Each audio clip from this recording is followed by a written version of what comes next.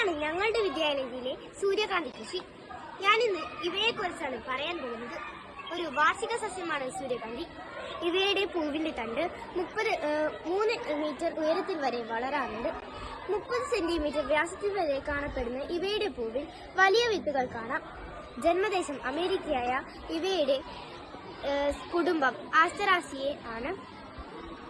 എണ്ണയോടൊപ്പം അമേരിക്കയിൽ നിന്നും 16-ാം നൂറ്റാണ്ടിൽ യൂറോപ്പിലേക്ക് സൂര്യകാന്തി വിത്തുകൾ കൊണ്ടുവന്നു. സൂര്യകാന്തി വിത്തുകൾ ഭക്ഷ്യയോഗ്യമാണ്.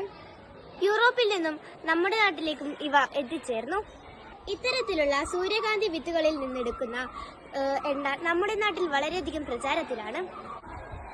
എണ്ണ ഉൽപ്പാദിപ്പിക്കുന്നതിനു വേണ്ടിയാണ് ഇവ വാണിജ്യാടിസ്ഥാനത്തിൽ വളർത്തുന്നത്. ഇവയിൽ ഒരുപാട് ഔഷധ ഗുണങ്ങളേറിയ ഭാഗങ്ങളുണ്ട്. വേര്, വിത്ത്, ഇല എന്നിവയെല്ലാം ഇവയിലെ ഔഷധ ഗുണമേറിയ ഭാഗങ്ങളാണ്. തേനീച്ച വഴി മാത്രം പരാഗണം നടക്കുന്ന ഒരു സസ്യമാണ് സൂര്യകാന്തി.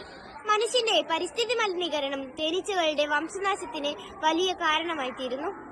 ഇത് സൂര്യകാന്തി കൃഷിയെ ബാധിക്കുന്നുണ്ട്.